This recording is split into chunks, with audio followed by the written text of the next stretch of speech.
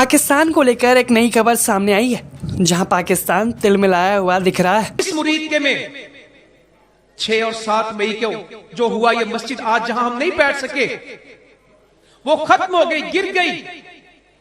बहुत बड़ा हमला था। मतलब वो डरे हुए हैं। मुल्ला मुनीर भी क्या पता किसी बंकर में छिप कर बैठ गया। लश्कर ताइबा का कमांडर हफीज अब्दुल रौफ, नाम तो नहीं सुना होगा आपने, बट इसको आपने इन इमेज के अंदर देखा होगा। ये जब फ्यूनरल वगैरह हो रहे थे ना, जब हम लोगों ने ऑपरेशन सिंदूर कंडक्ट किया था और आतंकवादी मरे थे, तो उस समय पे फ्यूनरल को यही लीड कर रहा था। इसने अभी ओपनली एक बात कही कि मुरीद के अंदर हमारे जो आतंकवादी खेमे थे, आतंकवादी हेडक्वार्टर्स थे, उनको पूरी तरीके से भारत के द्वारा नष्ट कर दिया गया।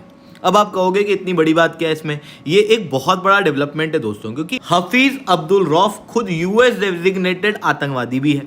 If you ask to a Pakistani whether you lost or won, you say, my chief has become field marshal, we must have won only, that's why he has become field marshal.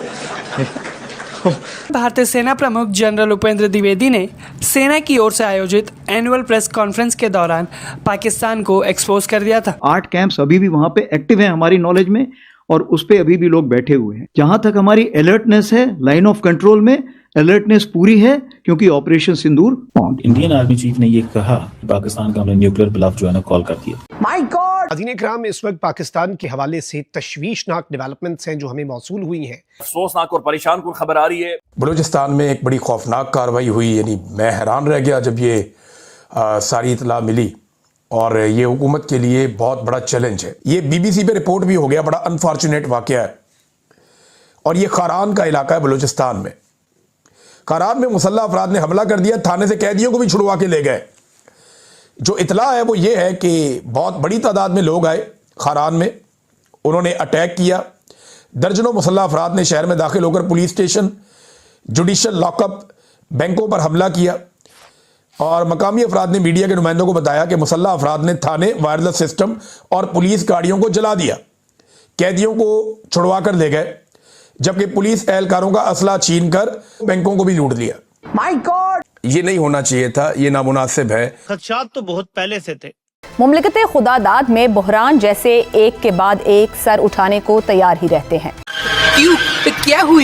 कभी पानी, कभी चीनी, और हालिया बहरान जिसका आवाम को सामना है कुछ पुराना नहीं, चंद महीने पहले भी था। वो है आटे का बहरान, जो पंजाब, खैबर पख्तूनख्वा और बलोचिस्तान में सर उठा चुका है, जहां गंदम की फी मन कीमत 3700 से 4700 रुपए तक हो गई है। My God! मुकम्मल मायूसी छाई हुई है। My God! ये मुल्क थोड़ी है, ये बस ऐसी मजाक है जो बना हुआ है। तो मतलब ये है, भारत के ऑपरेशन सिंदूर से पाकिस्तान डर गया था। ये अमेरिका की रिपोर्ट है। पाकिस्तान ने संघर्ष रुकवाने के लिए 60 बार फोन किया। My God! और फिर ये दूसरा काम हमने ये करना है कि पाकिस्तान के एमओयू जो हैं वो इंडिया के एमओयू को फोन करेंगे और कहेंगे कि बस काफी हो गया, अब जंग रोक दी जाए। My God! और पाकिस्तान ने अमेरिका में अपने डिप्लोमेट के जरिए लॉबिंग करवाई कि भाई हम फोन कर रहे हैं, कभी वो फोन नहीं उठा रहे हैं, और फोन उठा रहे तो बात नहीं करा रहे हैं, प्लीज जाओ, भाग के जाओ।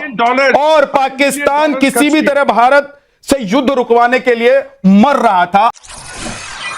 हेलो फ्रेंड, जय हिंद। हिंदुस्तान स्पेशल न्यूज में आपका स्वागत है। दोस्तों, भारतीय सेना प्रमुख जनरल उपेंद्र द्विवेदी ने गुरुवार को ऑपरेशन सिंदूर पर पाकिस्तान की नकारात्मक प्रचारबाजी पर तीखा प्रहार किया। उन्होंने कहा कि आईबी और एलओसी के सामने 8 आतंकी कैंप है, जिनमें ट्रेनिंग जैसी गतिविधियां चल रही हैं, जिन पर सेना की नजर है। अगर पाकिस्तान ने एक भी गलती की तो तुरंत सख्त जवाब दिया जाएगा। ऑपरेशन सिंदूर अभी भी जारी है। 2025 में 31 आतंकवादियों को मार गिराया गया, जिनमें से 65% पाकिस्तानी मूल के थे। इनमें पहलगाम हमले के 3 हमलावर भी शामिल थे, जिन्हें ऑपरेशन महादेव में मार गिराया गया। एक्टिव स्थानीय आतंकवादियों की संख्या अब नाम मात्र है। आतंकवादी भर्ती लगभग न के बराबर है। 2025 में केवल 2 भर्तियां हुई।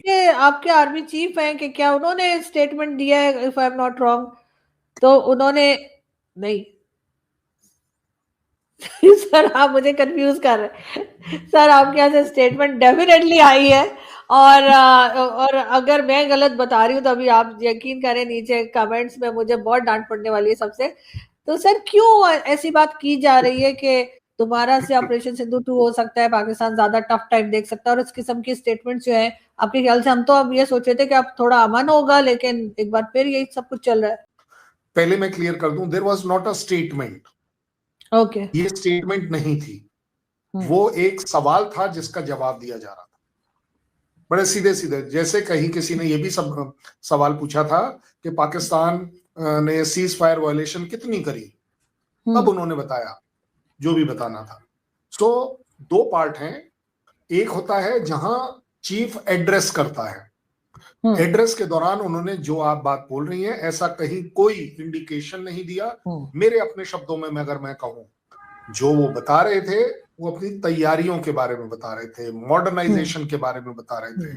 किसी ने ये भी सवाल किया कि आपका बजट में ऑपरेशन सिंदूर के बाद बजट में इस बार, तो इससे यस हम बजट में चाहेंगे इजाफा हो।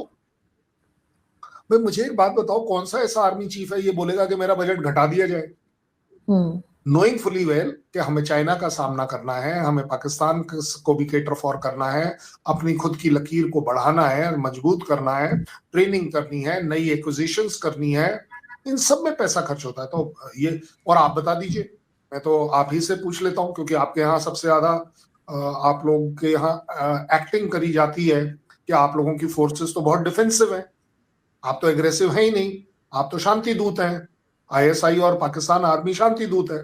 तो आप मुझे एक बात बताइए, आपका बजट का परसेंटेज और मेरे बजट का परसेंटेज, क्योंकि हमें ट्रेनिंग करनी होती है, हमें मॉडर्नाइजेशन करना है, हमारे को 100 चीजें काम करना है, हमें चाइना केटर फॉर करना है, हमें पाकिस्तान केटर फॉर करना है, हमें टेररिज्म केटर फॉर करना है।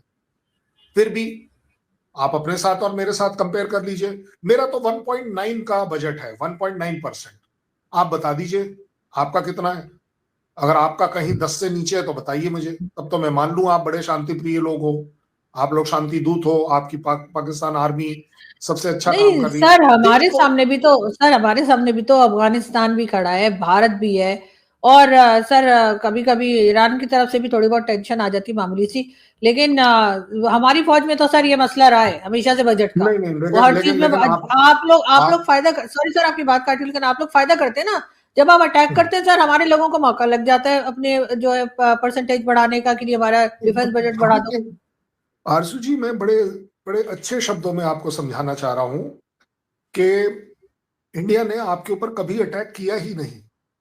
अब मान लीजिए मेरी बात, हिस्ट्री को खोलकर देखिए, पढ़िए, आपको ये दिख जाएगा कि कब किसने किसके ऊपर कैसे अटैक किया। मगर सर लास्ट ईयर तो हुआ था ना, सर लास्ट ईयर तो हुआ था ना अटैक। लास्ट ईयर क्या हुआ था, चलिए बोलिए। सर मई में जो अटैक हुआ था सर, वो तो आप लोगों ने अटैक किया था ना। Okay, very good very good. हमने आपके यहाँ सिर्फ टेररिस्ट कैंप के ऊपर अटैक किया था, एक बात, ये तो आपको मानना पड़ेगा, 6-7 तारीख की रात को। दूसरी बात, वो टेररिस्ट जिनसे आप भी तकलीफ में हैं और मैं भी तकलीफ में हूं, अगर मैंने 2 सेकंड को गलत ही सही आपके हिसाब से चल लेते हैं, अगर हमने उन्हों को मार दिया तो क्या हमने इस धरती के ऊपर से बोझ कम किया या बढ़ा दिया, पहली बात। अब आप बता दीजिए, अब इसको आप अटैक मानेंगी कि अगर मैंने कर दिया तो? ये तो गलत बात है ना। वहां तो आपकी जबान नहीं खुल रही, मतलब पाकिस्तान की जबान नहीं खुल रही कि नहीं जी बिल्कुल गलत किया, ऐसा किया वैसा किया। क्यों नहीं बोल रहे, क्यों नहीं कंडेम कर रहे? आप बता दीजिए।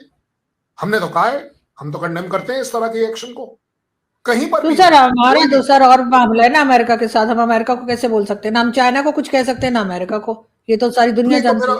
तो आपको हर बार मैं ही मिलता हूँ वो बोलने के लिए कि जो कुछ बोलना है मेरे से ही बोलोगी, हैं? अरे भैया ये तो गलत बात है ना, ये तो दादागिरी है आरजू काज़मी की कि शो में हमारे को ही दबाई जा रही है और अब सोच रही है हम दब जाएंगे। ऐसे कैसे दब जाएंगे? अच्छा चलो मुझे दबा लो। हम अमेरिका को कुछ सर, हम आपको ही बोलेंगे, हम क्या करें, मजबूरी है हमारी।